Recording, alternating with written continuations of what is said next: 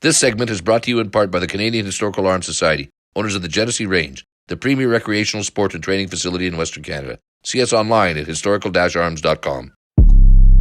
The Quiet Professional, a podcast about law enforcement, security, justice, and politics.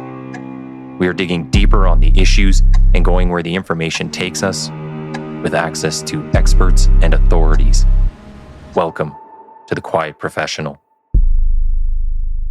Hey everybody, welcome back to The Quiet Professional.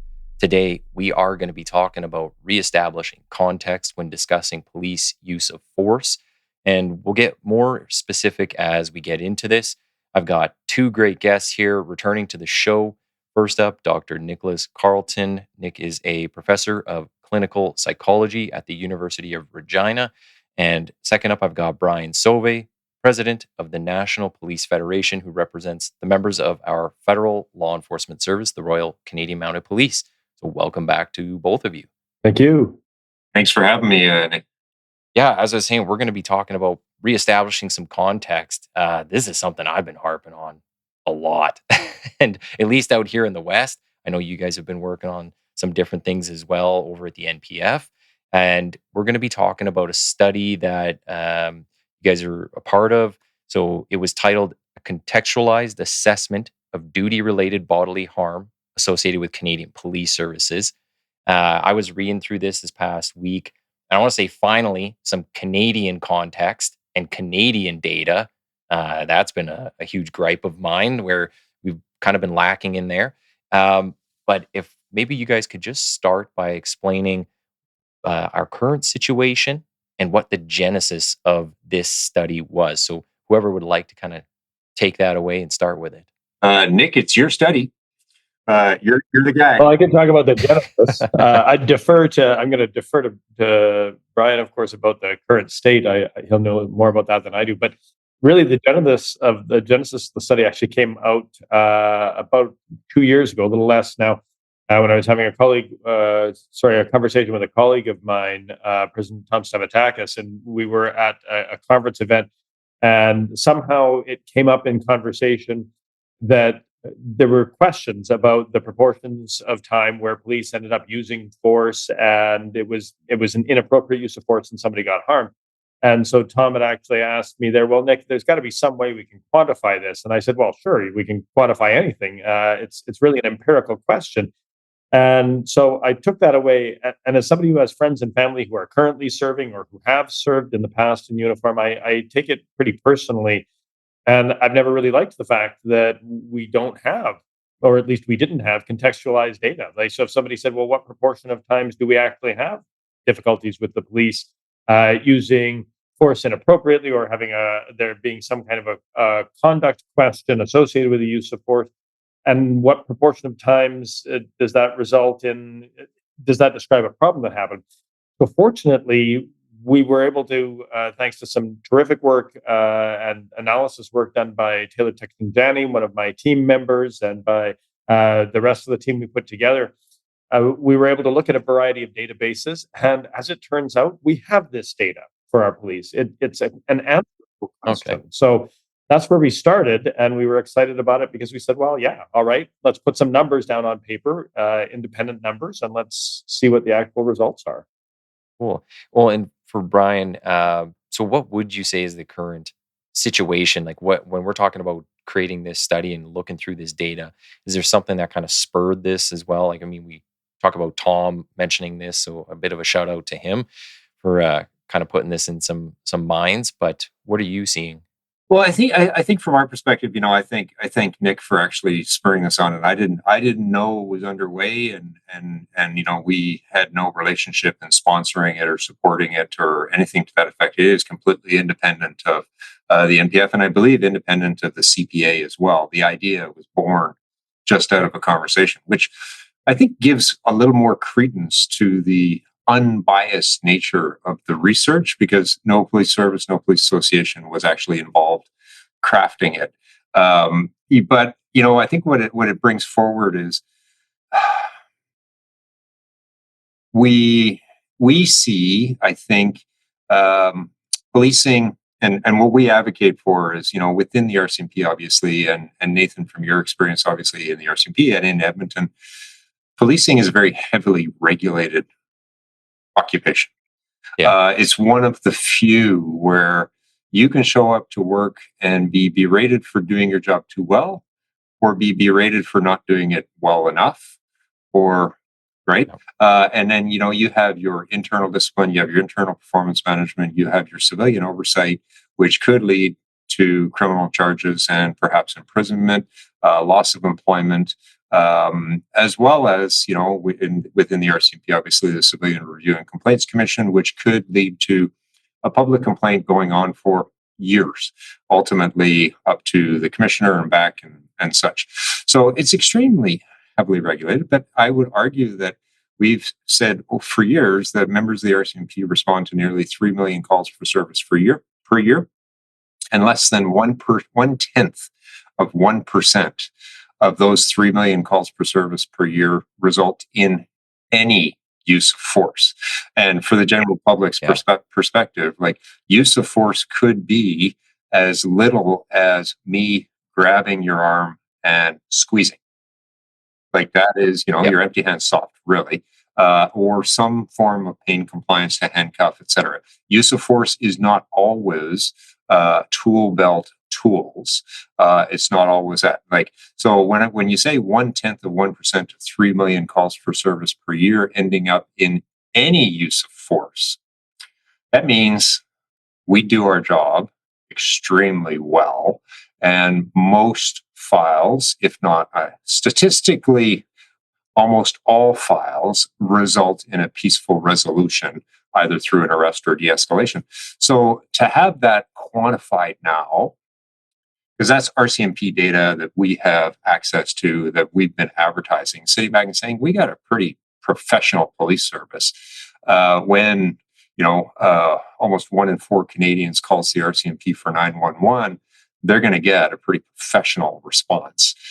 But to have an unbiased, independent scientific study now to back that up and say, damn, cops in Canada are pretty damn good at what they do, I think that's fantastic, right? And it really should be shouted from the rooftops. And Canada should be the example for the world. Like, it would be interesting to compare it to other jurisdictions. Not that you need more work, Nick, but hey, if I can get him a job in the US or somewhere else, and they got to get this unbiased kind of studies in there, I think that'd be really good. Any of the numbers I've seen, even comparators, when we talk about our friends to the south, their numbers are generally the same. I think it'd be like through the FBI. They seem to do most of the studies, and it's that 1/10 of 1% or less thereof that are really resulting in any use of force. Why do you think that it doesn't get reported as such, though? Because a lot of people will say, the last 12 articles I read in the media, they said police use force. So 12 out of 12 times, police use force. And you're like, that's just what they chose to report. So why is this not being reported accurately and appropriately? Well, I can take a guess at parts of that, and it's a bit of a guess based on the data, because I agree with everything that Brian said. So in 2023, there were 2.5 million different police occurrences all across the country. And of those 2.5 million police occurrences that were reported across the country, there were 43 times when an officer was where there was duty-related bodily harm and an officer, or a charge of duty-related bodily harm, and an officer was referred to the Crown. That doesn't mean convictions necessarily at all. That means there were 43 times when the cases were significant enough that it ended up being pushed all the way forward. So that's exceptionally small. 43 out of 2.5 million is exceptionally small. But these are high impact events, and they do tend, especially with cell phones and media coverage, the way that it is, those are events that tend to be recorded. They're high profile, and I think that's part of where everybody's attention gets grabbed to. So there's a lot of cognitive biases that impact us when we're making our decisions and when we're considering things. There's a lot of cognitive fallacies that go into things called something called the base rate fallacy, for example. And that is, the easier it is for you to draw something to your mind, the more common you think that thing actually is. In fact, there was a study done that in Canada, if you ask university students, Canadian university students, they believe that police use firearms during 2% of all public encounters, which is, of course, wildly inaccurate relative to the actual reality, which is less than 0.01, pardon me, percent of the encounters. Yeah. So there's a perception bias here. I also think that there's some data some research studies with data that we cited in the article that we have there that showcase that it appears that there's a disproportionate focus of the media on times when our police officers might have made a mistake, but we don't take the 2.5 some odd million times to go, hey, look, our police officers did a fabulous job, because that's not news, right? You know what? And something that you mentioned in the study is how I guess people instantly they assume police actions are malicious, and then that anyone else, and we'll talk about the comparators or the peers that it's compared to, that they kind of get a break in thinking that any mistake or thing that they do that's wrong was done by accident. So one is attributed certain characteristics, and the other one instantly on the other side. Yeah, I think it's a huge problem that we've got, because I think people are failing to appreciate. We didn't have data on this until the RCMP helped and the RCMP study came forward. But the RCMP study, for example, was able to demonstrate that the people who are choosing to put on these uniforms have just exactly the kinds of personality profiles that we would hope for contemporary policing. They're more altruistic, more conscientious. They're gentler. These are the kinds of people you want to be making decisions about engaging with our public. And as it turns out, that is who's choosing to put on these uniforms. So I think it's very easy for people to end up with a disproportionate cognitive bias there as well. They're not out there to cause harm. Our police officers are out there to help, and I think they go out of their way to try and avoid harming anybody at all, sometimes to their own detriment. Part of this might be trying to prove a negative, which is always difficult, right? So, so serving police officer here, 22 years, give or take, service in the labor world, been through just about every jurisdiction in Canada, talking to municipal leaders, residents, as well as our members all across the country. There's a lot of pride out there in the RCMP, and from what I see a lot, hear a lot, is Canada wants more. So if you go back to the fact, the statistics show that use of force is used in an extreme minority percent, perhaps even statistically ignorable percentage, that means the professionalism of the profession is pretty darn good. And I would wipe that all across the swath, whether it's Vancouver to St. John to any of those municipal or provincial agencies. The standards in Canada are really good. It's really well regulated, albeit they could speed up some of those civilian processes. But it's very well regulated. And then because it's so good, maybe it's a target to tear down. Yeah. You know what I mean? So any misstep must be magnified because those missteps are so rare. And for example, there was a shooting in Surrey a little while ago of an autistic teenager, and the calls are coming out now for the police officers to be trained to an extent where they can diagnose autism before engaging. Unreasonable expectations from the public or the armchair quarterbacks, but that's their opportunity to vent at a profession that is pretty good, has all of these oversight regimes in place, and ultimately the truth will come out that most probably the actions were warranted based on what happened that particular day. So that might be the case. It's like, the fact that like Nick is saying, those signing up to be police officers are some of the best and the brightest in Canada. In today's environment over the last 10 years, or definitely post George Floyd and the growth of social media and access to cell phone videos, influencers, TikTok, all of that great stuff, people like to tear down. And you pick an institution, policing be it, that is rarely do you see a police officer convicted of an on-duty incident. And so because of that, we are not getting our quasi-pound of flesh. Therefore, let's victimize you or vilify you in the media, a la hashtag Me Too movement. That's one of the criticisms too, is like, okay, but when we do put someone forward for charges, they're not convicted. And then all the rumors and speculation go out. It's the thin blue wall, the thin blue line. It's them protecting each other. Like, even when we switch to the civilian side of stuff, the civilian oversight, we're not seeing like some huge spike in conviction rates. But I think that just speaks to we are still doing the professional job that we were before. I think that's really important, and I think I wish I could give Brian a stronger adjective than rare when he talks about how rarely this. I just don't have one off the top of my head, but in the publication that we've got, you've got in table 3 of the publication that we've got, it walks you through things like fatalities, and since 2000, there have been 3 police convicted of an on-duty actions that resulted in a fatality for the member of the public. 3. Yeah. Not 3 per year, 3. And that's 3 over the course of tens of millions of occurrences. That's extraordinary. Like, that's absolutely extraordinary. That's 3 over, I think, about 57 million different police occurrences.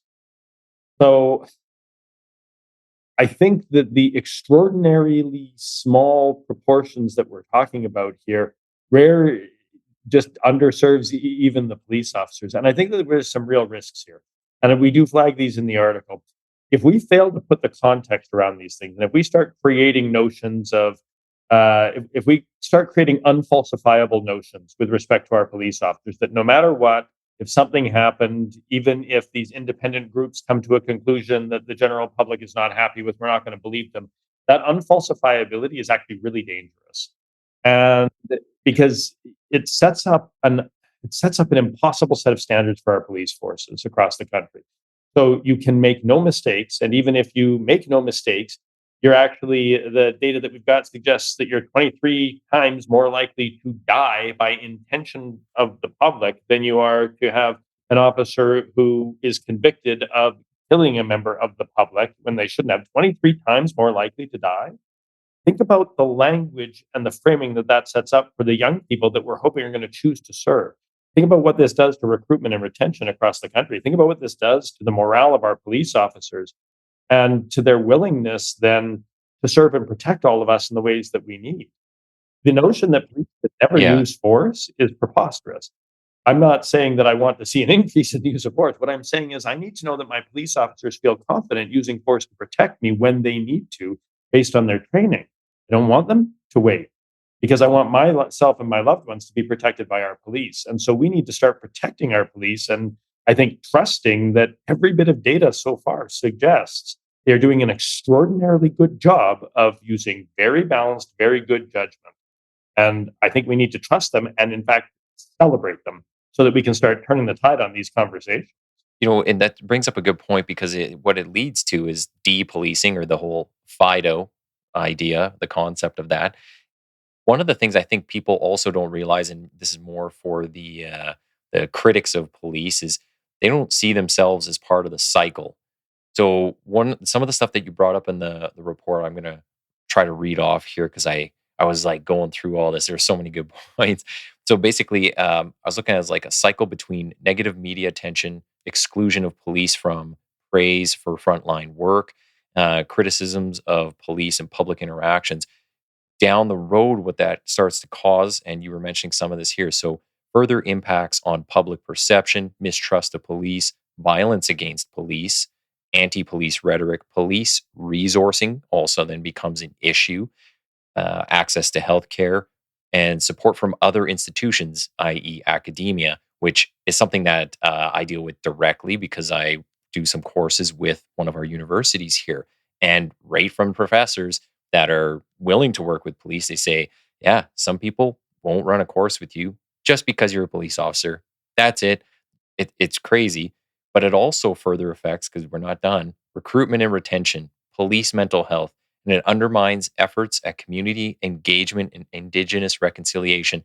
So when you look at those things, when people want to critique and criticize outside of context, the harms that they're doing further affect down the line. You got the ripple effect kind of through the pond. And then it comes back to, okay, and then something happens out there. Maybe they don't think we did a good job. Maybe someone was scared to use force when they could have justifiably. And now a situation's spun further out of control. Well, now you're back to, here's an event, they're going to criticize it again. And it further leads to all those harms that just listed. It's crazy to think, like, a lot of the critics don't see themselves as part of the cycle of harm that's being done. Well, no, and Nathan, you and your colleagues, as well as our members, like I had the luxury and the pleasure actually of visiting some members up in Iqaluit and Nunavut, and then over to the Northwest Territories, Yellowknife, a couple of smaller detachments, and then just down to Regina in the last month, right? And then I was out in New Brunswick briefly there last week, but our members and police officers as a whole are not immune from the erosion of their resilience, their pride, and their dedication to public safety. And we also have to remember that they have families. And those families are probably more at risk to the social media or the media taglines about all police being apish or Neanderthal or knuckle dragging profession, because that's who you go home to at night. And that's the environment that is going to be your closest confidant, your spouse, your wife, your kids, and all of that great stuff, your mom, your dad. How's that going to have an impact on your sense of self, your ability to be resilient to what I would call is the small percentage of media and the small percentage of the public, probably a lot of social media bots too, that amplify a negative narrative of an unfortunate interaction of a police officer with someone having probably the worst day of their life. And A, we forget about the someone having the worst day of their life. But B, we forget about the fact that there's an entire community around that police officer that's going to be impacted by what is spread where. And for our members, sometimes it's really small communities. In a lot of use of force instances, the RCMP and the NPF, we're actually quite proactive. We'll get that member and their family out of that community while an investigation unfolds, because we do know that in, Pelican Narrows, everybody knows where the cop lives, right? So eggs come, bottles get thrown, all of that great stuff. So you have to consider the broader family unit, because to maintain the resilience of the member, and Nick can speak more to the science about resilience and the impacts it's going to have on someone to be able to keep their head straight for a longer career within the public safety field, you're going to rely on that close family nucleus, as well as your peers, as well as your extended family. So, and it's unfortunate that we get into this world of a 10-second cell phone video of a probably 3-minute interaction, 2 minutes and 50 seconds before it, and then you just see the 10 seconds. And because of the ability to share and have things spread online so quickly, that can have a massive impact on the member, but also their family and their colleagues, and then young folks who are considering a career in the public safety field or even policing that might sit back and say, well, that's maybe not for me. Well, I'd be victim number one of that, but I just learned to not care about it. So, especially doing the gang work, walking through the bars, we would be all over Instagram, all over Snapchat, all of them, all the time. There's video of people running up behind us, jamming camera right on our backs and stuff. And like, well, they didn't tell you the part before that where I took a gun out of that guy's bag while he's walking through the bar, right? Like nobody wants to tell you that part of it. Or I know this person's in here and we kick them out and they want to make a whole big scene. Well, there's a hit crew outside waiting to murder this person. So you're all about to be a backdrop of a massive shooting, but nobody wants to contextualize that. So that's where the issues come in. And, when people want to put out the articles or kind of reshare or retweet all those type of videos, it's like, where's the context?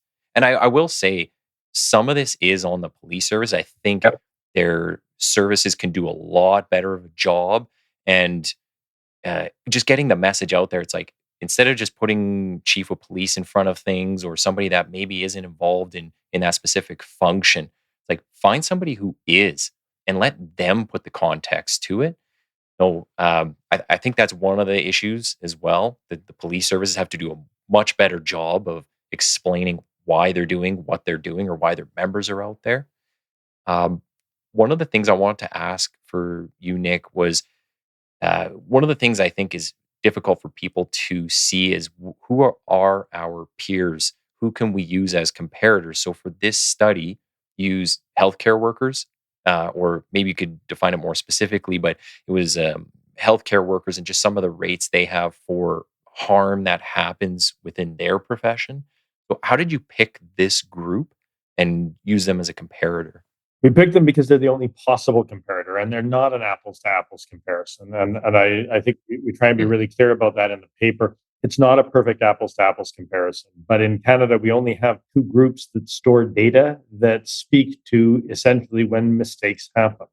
And so that's why we selected potentially avoidable hospital harms, because they're the ones that collect the data. So our police and healthcare collect that data. And so it's not perfect, but I do think that it's important. And you mentioned this right at the beginning. I do think it's important to just look at the sort of the meta language that goes along with it.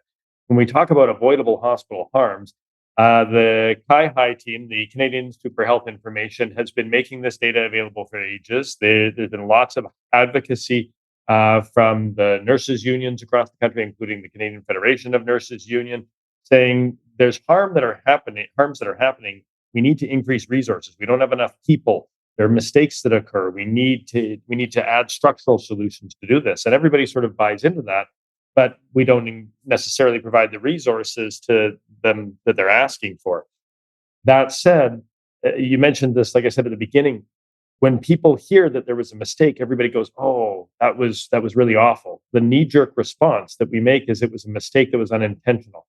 That the healthcare team that was involved went in to be beneficent, to be helpful, to be supportive. Nothing suggests that we treat our police officers the same way.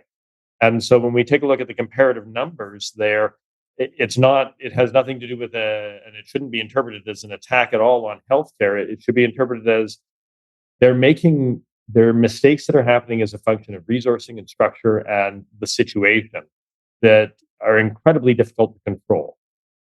And we assume that they didn't mean for the mistake to happen. We should be treating our police that same way. We should be taking it, instead of starting with the assumption that the police officer was any of the negative things Brian mentioned, we should start with the assumption that this was somebody who was well-meaning, went to try and help, and like he said, is probably having one of the worst days of their life because something's gone really wrong. And that's how we should be treating our police. I was going to say, I already sent this off to some communications people. I've sent it off to chiefs of police because I thought the study was really well done. And again, like it's separate from police, it's unbiased, and it's really trying to show, like, that whole, again, it's 0.1 of 1%. Like we're way down there in the numbers. I think we need to do a better job of getting that out there.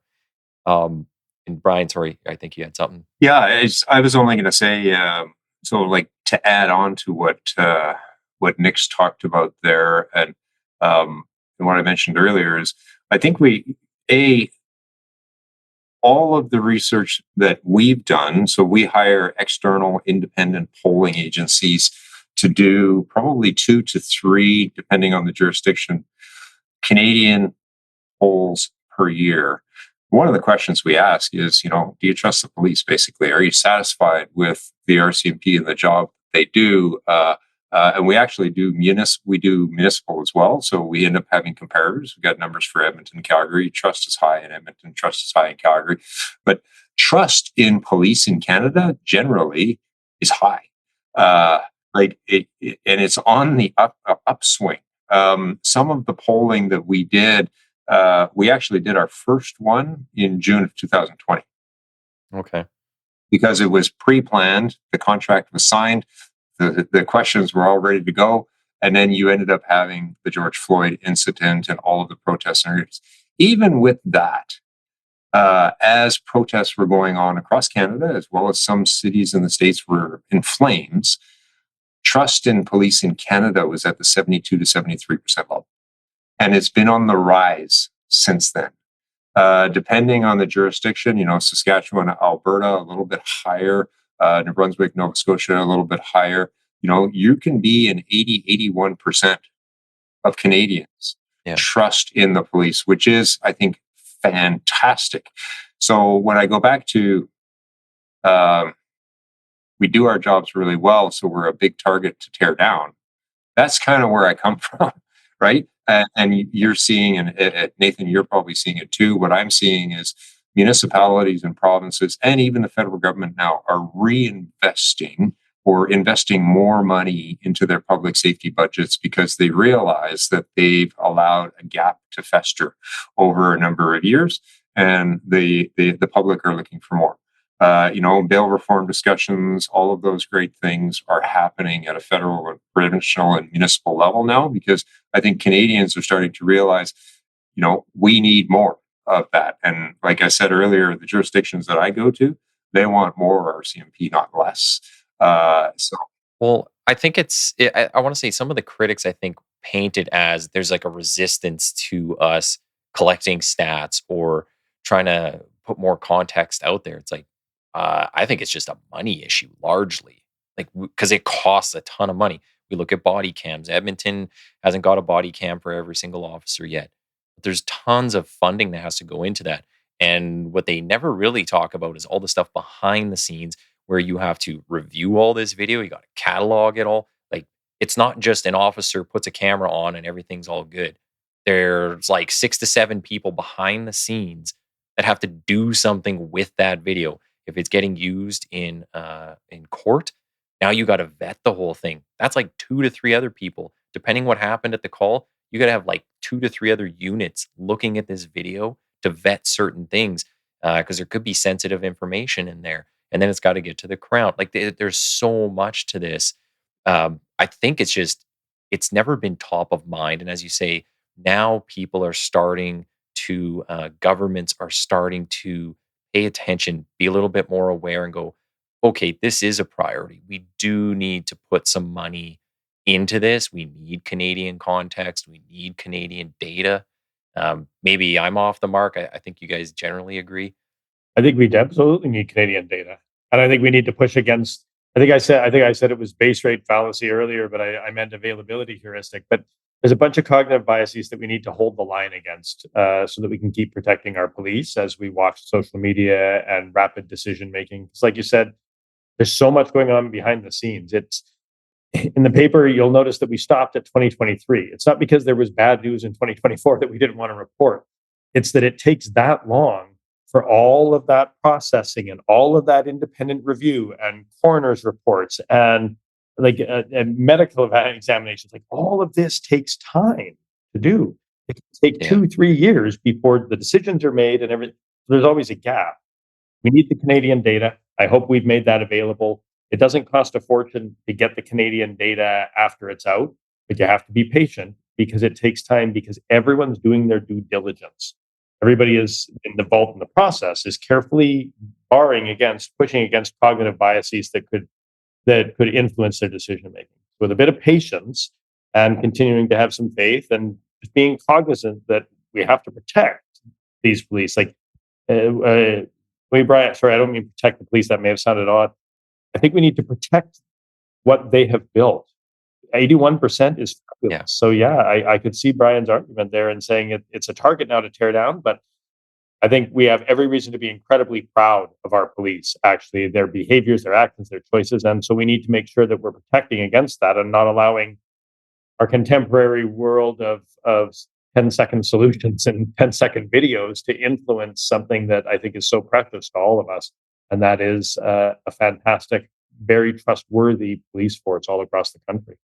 To your point there, Nathan, I think municipalities, provinces, as well as different governments are starting to hear the echo from residents on the ground that they're tired of paying for administrative burdens on police officers. So, and it's been there's been an evolution. Like there's a lot of companies out there that have come up with technological IT, borderline artificial intelligence solutions for the police officer, et cetera. But I think municipalities, police services boards, provincial governments, and the federal government are starting to see, okay, does this camera come at the expense of a cop? Yeah. Just because of, like you said, there's 5 people in the background. And, when I started, an impaired operation file could probably be written up in 2 to 4 hours. And today, impaired operation might be an entire shift, if not longer. Yep. So that administrative burden is taking that police officer out of the community, away from their substantive role of being proactive. And that's having an impact on public safety. And in the end, your police budgets are going to go up. Your public safety budget is going to go up. Spend our money wisely. And it's an evolving thing. So I think there's starting to be some awareness about how those decisions impact the front line. They interact with frontline mental health in a very tangible, very immediate fashion. Like we could spend an hour, Nathan, just talking about the moral injuries, the mental health injuries that can occur as a function of perceptions of police, how they're dealt with in the media, how they're perceived, the impact on their families, all of that. Like that results in huge costs as well, not only moral costs, but economic costs. So we need to be cognizant of the choices that we're making and the upstream and downstream interactions between those choices and every element of policing and public safety. Well, and we see that right now. There was that recent news article about Calgary police. They're about 20% of their services off, which is incredible. And now there are some leaves in there for different reasons, but a part of that is mental health, physical health, and it's at a huge cost. I think Edmonton, when I was doing the association work, I want to say we always kind of floated around 12%. That seemed like the number that always kind of came up, 12, 13% being off. Now that included Matt and Pat leaves, but there was a lot of mental health stuff in there, physical health, and it's a huge cost to the service. So if we could do some preventative things, if we could get ahead of some of this, maybe we can lower that by a couple percentage points to start. So just kind of as we're coming to the end of the time, I want to ask, how do you guys think we best inject or re-inject context into the discussion? We've mentioned some things like maybe body cameras or these chiefs being out there and speaking on things, but is there a consensus of how we best go about this, dollar for dollar, or just everybody's got to have a part in it? Like what do you see as maybe some solutions to this? I have an easy and probably impractical answer because it's an academic answer. And that is, anytime you're reporting on something, make sure you cite good evidence and you cite reliable peer-reviewed research. But I think that's not practical when Brian's giving an interview. I know it's not practical for him to say, by the way, here's the DOI associated with Nick's peer-reviewed article. Like that's unreasonable. That would be my. But I think if there's anything we can do to just remind people that, like the overwhelming evidence is in support of our police doing a great job, and if they want to access and start digging into that evidence, it can be made available for them somehow. Probably we've made it open access now. I don't know. It's a tall order for me to ask Brian to have an academic citation list with him every time he talks to media. You know what? I'll say on that though, real quick, it's just about sharing honestly, that's what it is. It's about sharing as much as possible. Like when I put up the episode description, I always share all the links I can. I'll post on social media just a separate, individual post that shows articles or studies. It's just about the frequency of getting these things in front of eyeballs, but also just making sure that it's through some different sources, whether it's a podcaster, whether it's a police service, whether it's an association, wherever people go to get their information on policing, we got to make sure that those things are there, right? And that comes across their eyes. Sorry, Brian. Well, I was going to say, sorry, Nick, I don't even know what a DOI is. So I would probably misquote you. I don't have any letters behind my name. But I think in today's day and age of shortened attention spans, quick hits are important, right? We're doing, we've got a fairly active communications department, fairly strong social media presence. And, I think educating today's public about why they support police in such high numbers is important. And allow those who run the counter narrative to continue, because they will get drowned out. So I don't think we collectively, and I don't think Canadians want to see an us versus them conflict. And as much as the cop in me thinks, oh, I'm good for a fight here. Yeah. That's not going to solve the problem. And in the end, we have had some media experiences already where maybe there's some things I should have rephrased because I wasn't considerate about, again, family members of those we interacted with. To maintain reputation and aggrandize reputation and keep the organization and the profession moving in the right direction, I think we all need to be considerate of those who we interact with, and sometimes fatally. Even though they're going to call for a police officer's head on a platter, we should respect the fact that that is a cry for help out of sadness, out of an interaction that was unfortunate, that they probably had no way of interceding on. And the police were the call for the worst day in that person's life. So how do you balance that when one part of a community is grieving and sharing portions of video and calling for different inquests and all that great stuff, maybe naming police officers, maybe not.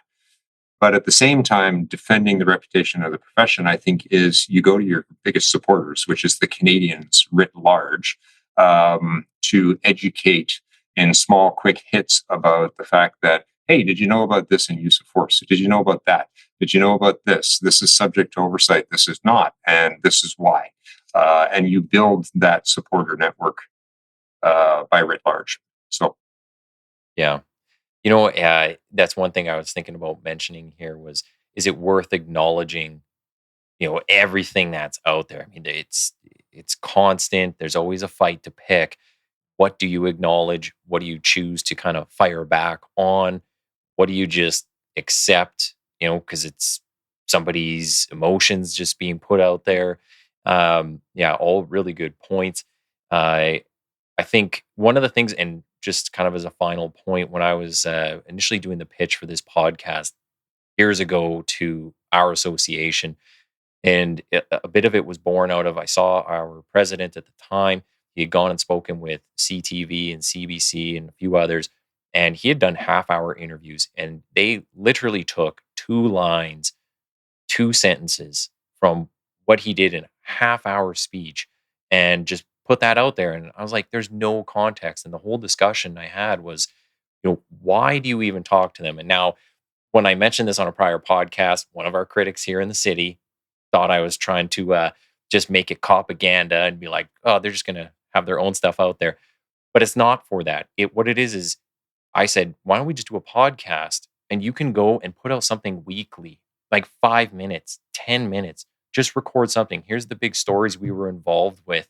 And maybe I'll be putting myself out of a job here, but this is bigger than me. So it's about putting it out with the context. Here's what we've saw. Here's what we're doing. Here's what we know as much as we can, maintaining privacy and all these other things that we have to be considerate of. But why weren't we doing that? And that for me was one of the things that started the whole idea of the podcast in the first place. So I just want to kind of mention that. I thought when we're talking about solutions, there are a lot of different avenues we could go down when trying to come up with something. It doesn't always have to be, the chief is busy. He doesn't need to speak to every single thing that happens out there. There's other people with the knowledge and the skills that can do that. So we'll get Nick his own podcast. We'll get you your own. We'll just start. We'll be out there all the time. That's all people are going to listen to. Awesome. Yeah. Thanks for being on the show here today, guys. I really do appreciate the work that you're doing, and thank you very much. So hang on line for 2 seconds, and we'll say bye right after. Thank you. Thanks. Hey, everyone. Thanks for listening in and following along with the discussions. Be sure to click the follow or subscribe button on your respective listening platform.